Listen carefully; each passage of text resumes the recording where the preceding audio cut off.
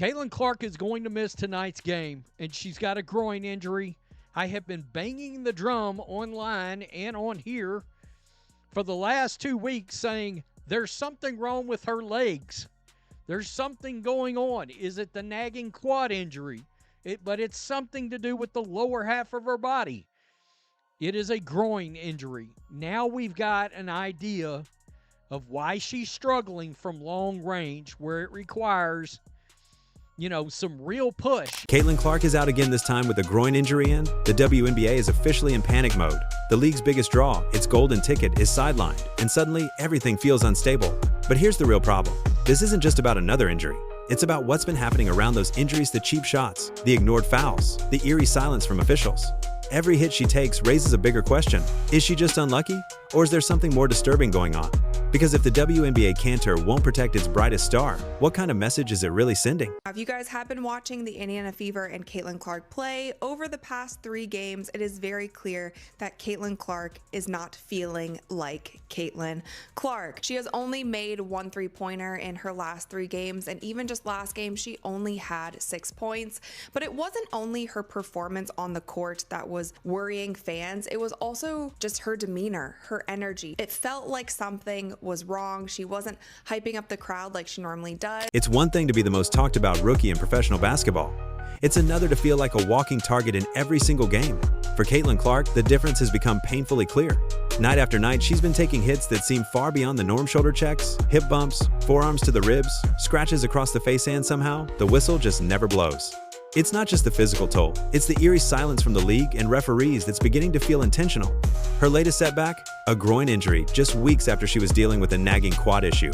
Before that, fans noticed her limping and grimacing after awkward landings and off-ball contact that never made it into the highlight reel. The storyline has shifted from rookie sensation to can she survive the season? Because at this rate, it's not just bad luck, it's starting to look like systematic targeting. Slow-motion replays from multiple games reveal the pattern. A defender winds up and delivers a blatant shove to Clark's chest as she drives to the hoop. No foul. Another clips her midair, and she crashes to the floor again. Play continues like nothing happened. There's footage of her taking an elbow to the jaw, doubled over in pain, while commentators try to smooth it over by calling it tough defense. Fans aren't blind. They've seen the hits, they've seen the bruises, and now they're seeing their star sidelined again. Social media is flooded with posts questioning how this is allowed to happen. Is there even a rule book? One fan tweeted. Or do refs just take a lunch break when Clark's on the court? This isn't just physical wear and tear. This is psychological warfare disguised as competition. Opposing players aren't just playing defense, they're sending messages. It's become personal. Clark represents something bigger than basketball: attention, media coverage, cultural shift. And to some veterans in the league, she's become a lightning rod. Instead of welcoming her impact, they're pushing back literally.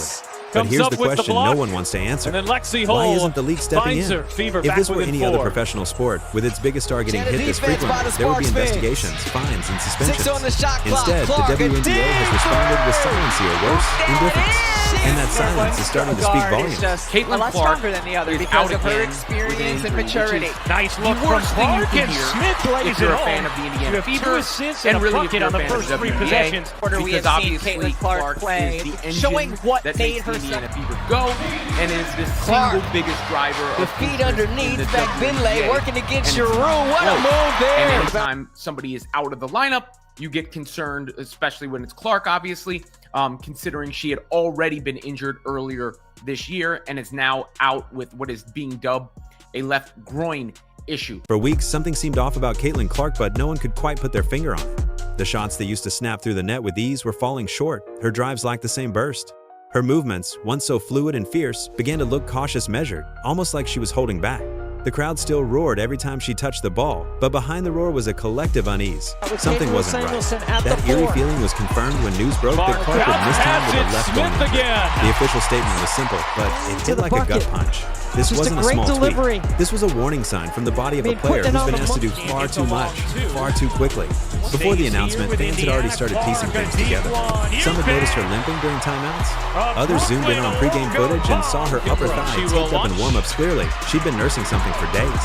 Her stats had quietly taken a dip, but it wasn't just the numbers. It was the way she carried herself. The fire was still there, but the flame had started to flicker. In many ways, Caitlin Clark had been under a spell. She seemed untouchably a rookie phenom who could follow anything. The spotlight, the expectations, the physicality, but the groin injury shattered that illusion. It made it impossible to ignore what's been happening behind the scenes. This wasn't just a matter of pushing through soreness. This was a player breaking down in real time because she's been asked to carry not just her team, but the entire league. Let's be honest, Clark is the WNBA's golden ticket. Her arrival boosted ticket sales, doubled television ratings, and put the league on front pages that had long ignored it. She's not just a player, she's a brand, a movement, a billion-dollar hope for what the WNBA could become. But in the process of marketing her face and name on everything, from commercials to broadcasts, the most basic element got ignored, her health. And it's not just on the league. The Fever have leaned heavily on Clark since day one, throwing her into major minutes, demanding leadership, and expecting Miracle 7 when it's clear she's running on fumes. There's been no load management, no strategic rest, no easing her in. It's been full throttle, full exposure, full risk. This groin injury may be the first real pause button in what was starting to feel like a non-stop media machine. It broke the spell not just for fans, but for Clark herself. Because now everyone's asking the same question. If this continues, how long before her body and spirit simply gives out? And if that happens, what's left for the league she's been holding together? Caitlin Clark is definitely still in a shooting star. She attempted 6 3-pointers. Step back three. Knocks it down. 13. Take a look here at a career first. The step back going right, I may add. It's usually step back going left. Clark in any professional sport, referees are expected to serve one purpose: protect the integrity of the game. But in the WNBA, when it comes to Caitlin Clark, the officials seem to be doing the exact opposite. What was once the spirited let them play philosophy is quietly devolving into something far more sinister. Let her get hit. Watch any Indiana Fever game this season, and it becomes impossible to ignore. Clark is being bumped, shoved, elbowed, and body checked on nearly every possession. Drives to the basket turn into demolition derbies. Screens morph into shoulder slams. Even off-ball movement often results in hip checks and sneaky scratches. And through it all, the referees' eyes wide open keep the whistle in their pocket. Some call it oversight, others are calling it exactly what it looks like: targeted negligence. This isn't about a few missed calls. This is about a pattern of physical abuse that's gone unchecked for weeks. When a rookie, especially one with Clark's impact, is consistently the recipient of hard false hands, rarely sees the free throw line, it's no longer just about the flow of the game. It's a statement, a silent one, and it speaks volumes.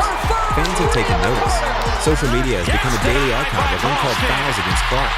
Clips circulate of her taking hits to the head, slaps to the arms, or being decked in the lane with 0 whistles. Analysts are asking questions live on air. Former players are hinting at double standards. Even casual viewers, people who just tuned in to see the new face of the WNBA are wondering if they're watching a different set of rules being applied in real time. The question hanging over all of this: why? Is this just incompetence of referee pool struggling to adjust to the faster, more spotlight-heavy pace that Clark has brought to the league? Or is there something deeper? Some fans have floated the uncomfortable theory that this is part of retaliation. Said maybe, just maybe, there's resentment brewing not just from opposing players, but from the very officials who feel the game's balance has shifted too quickly in favor of one superstar. There are whispers that referees are reluctant to give Clark superstar calls this early in her career, that they don't want to be seen as favoring the league's new darling. But in trying so hard to avoid favoritism, they've swung the pendulum too far in the other direction. Now it's not fairness, it's danger. It doesn't help that the WNBA has done little to address the growing backlash.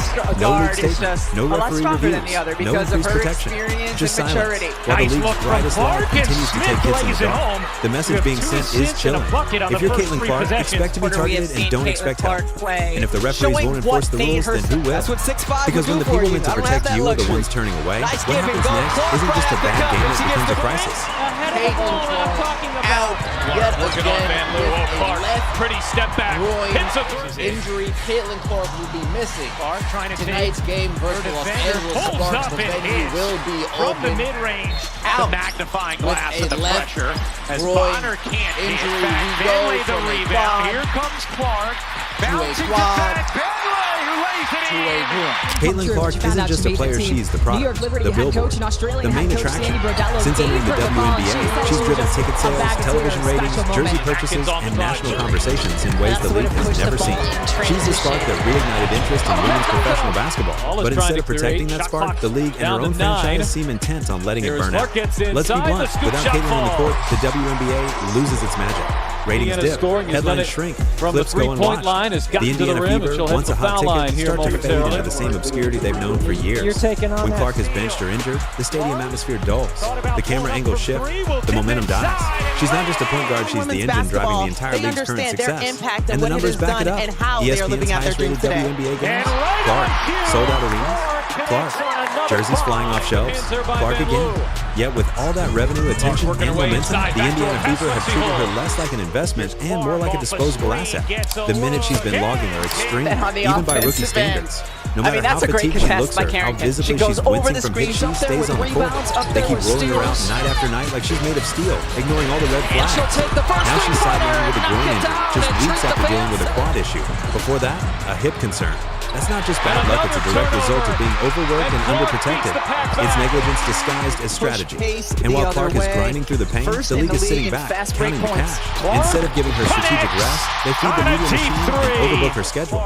Instead of shielding her from repeated physical abuse, they let referees miss obvious fouls. This isn't player development, it's product exploitation. It's clear what's happening. Clark is being milked for every ounce of visibility she can provide, without any of the care a long-term star should receive. She's the golden goose, and they're breaking her legs to collect the eggs faster.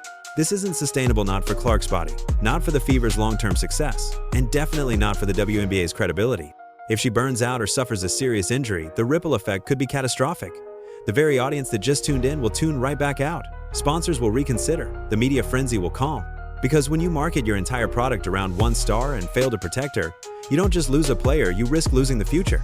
Caitlin Clark doesn't need more minutes or more pressure. She needs protection, support, and time to recover.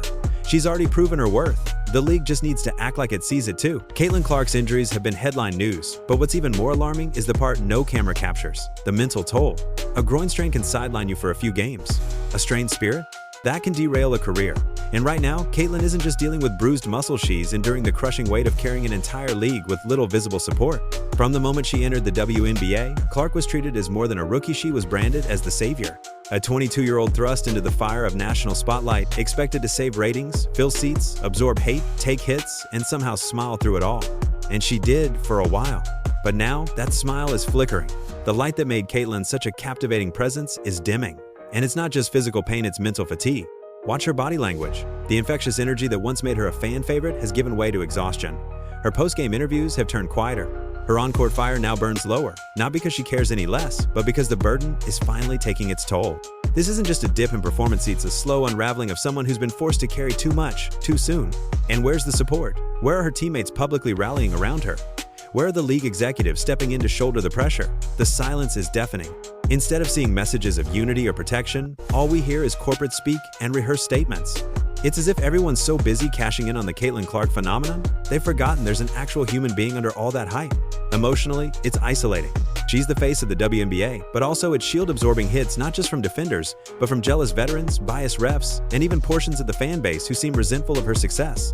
And she does it largely alone. For every tweet praising her performance, there are 10 more scrutinizing her every move, her stats, her body language, her impact. That's not sustainable. And the fans? They feel it too. The most loyal supporters, those who tuned in not just for basketball, but for Caitlin's joy, her passion, her underdog fatare, now worried. They're tired of watching her take flagrant fouls with no whistle. Tired of the double standard.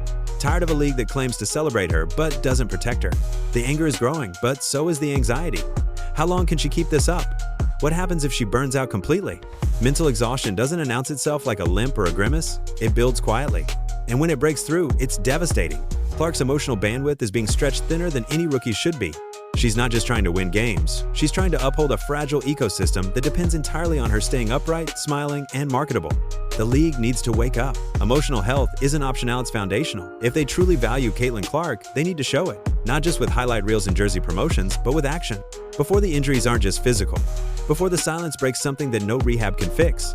Caitlin Clark is the most talked about rookie in WNBA history, but the All-Star game raises a haunting question: should she even play? At first glance, it feels like a celebration of victory lap for a sensational debut season. But look closer, and it becomes something much darker. She's injured. She's exhausted. She's barely being protected. So what exactly are we celebrating? Clark's recent groin injury, coupled with her mounting physical strain, should be a red flag. Her shooting numbers have dropped, her energy levels are visibly depleted, and even in warm-ups, she's been seen taped and limping. She's clearly playing hurt.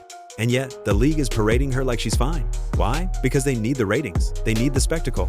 They need their golden ticket to show Oop Haven, if it's at the cost of her body and peace of mind. That's not celebration, that's exploitation. For fans who genuinely care about Caitlyn's future, not just the next quarter, the calls are getting louder. Sit her down. Protect her from another unnecessary risk. Let her recover instead of throwing her into an exhibition game that means nothing in the standings but everything to the WNBA's PR machine. It's not like there's any ambiguity here. This is a player with a documented injury, one who has already played through abuse, fatigue, and an overloaded schedule. How can any organization in good conscience push her to lace up again so quickly? And here's the thing, her absence would speak volumes. If Clark were to opt out of the All-Star game, it would rip the bandage off the league's dependence on her. It would force the WNBA to face a brutal reality. The entire media apparatus, attendance surge, and national attention are tethered to the performance of one player who's currently running on fumes. One game without Haran, we'd see it. The seats would be emptier. The buzz would soften. The broadcasters would scramble to fill the vacuum. And maybe that's exactly the wake-up call the league needs. Because right now, the league isn't just failing Caitlyn Clark, it's setting a dangerous precedent for every future star who follows. If this is how you treat your biggest name, your brightest hope, your most marketable asset, what message does that send? That you'll use them up until they break? That fame comes with a price, and the league won't cover the bill? It's a question of ethics now, not marketing, not fanfare, not press coverage. Clark has already given more than anyone could have asked from a rookie. She's taken the hits, endured the spotlight, and carried a franchise on her shoulders while still figuring out how to be a pro. She doesn't owe anyone more than she's already given. The All-Star game is supposed to be fun. It's supposed to be earned. But for Caitlyn Clark, it's starting to look like another weight around her ankles. If she sits out, she protects her body, her legacy, and her future. And if the WNBA really wants to show it cares, it won't guilt her into playing. It'll thank Haran, let her rest. Because sometimes the most powerful move a star can make isn't playing through pain, it's knowing when to say no. Caitlyn Clark's groin injury isn't the root issue, it's just the most visible symptom. The deeper problem is the WNBA's failure to protect the very athlete driving its explosive growth. Yes, the league is rising in visibility, but at what cost? One player can't carry a franchise, a media machine, and a cultural shift without breaking down. The signs are flashing, and the silence is deafening. Clark deserves more than hype, she deserves help. So here's the question the league must answer. Is the WNBA truly building around Caitlyn Clark, or is it burying her beneath the weight of its own ambition?